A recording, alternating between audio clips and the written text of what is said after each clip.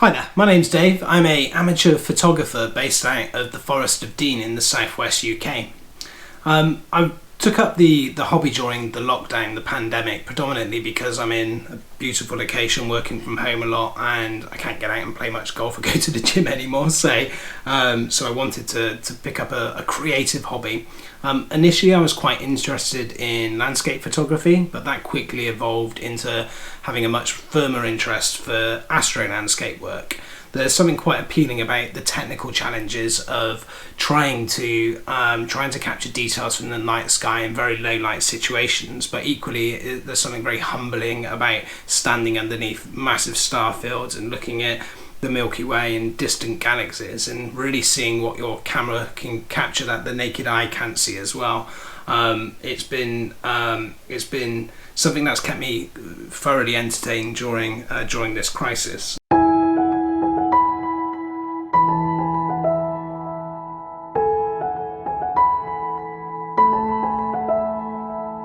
When I first started, because I was interested, only putting a toe in the water, predominantly in landscape, I invested in a Canon M50 camera. This is definitely not the best camera for the type of work that I'm now doing. And had I had the knowledge that I now have back then, I would have invested in a full frame camera.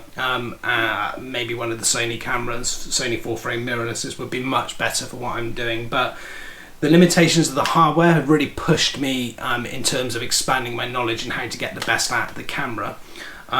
This is a mirrorless camera in itself. The EOS M50 is mirrorless, crop framed APS-C sensor. So when I first started out, I bought myself a 22mm prime lens. This is an f2.0 lens. Not knowing much about photography back then, I didn't realise that that aperture would have enabled me to be able to capture quite a lot of detail in the night sky, and I really enjoyed working with this for daytime landscape work. When I started doing the astro work, this lens really started to come into its own. This is fantastic for picking up details in the night sky, particularly if you're stacking images to reduce noise and really bring out some of the details. It's a great lens for the M50.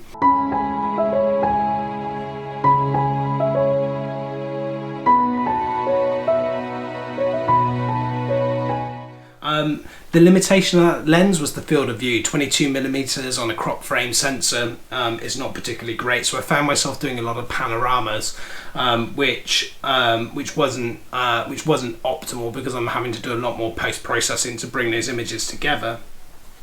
So I then invested in the lens that's on the camera now. This is a Samyang 12mm f2.0 lens. This lens is a step up in terms of sharpness and the amount of light and detail that it can capture from the night sky. This is a fantastic lens for astro work for this camera. They do it for a number of other frames and makes and models of cameras as well, and it's a highly recommended lens from lots of different locations. This has been a great investment. The downside to this lens is that it's a manual lens, manual focus, and you even have to set the aperture manually, which is quite challenging when you're working in dark sky locations. But I like a challenge, so it's been a lot of fun working with that lens to see what I can capture with it.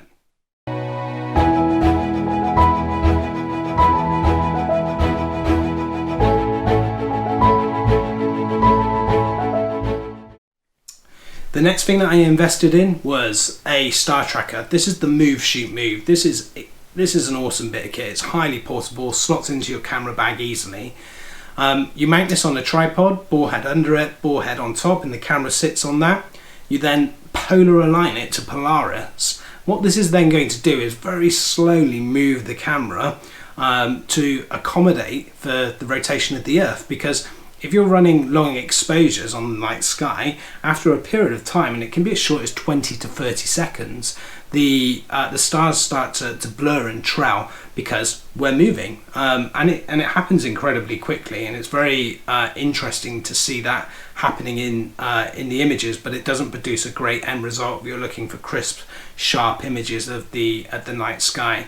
So using a star tracker can really enable you to be able to take longer exposures. I'm currently working at 1.5 minutes, 2 minutes without any form of blurring going on. What I hope to do in the future is take the camera out with me and actually capture some of my work out in the field and show you how I go about grabbing some of these images. And I've got much grander aspirations in terms of locations and the types of things that I'm trying to capture. I also want to put up some content in respect to the post-processing side of things, how we draw out some of those details in Lightroom and Photoshop, and show you how I go about editing some of the shots that you are going to see and have seen within this video.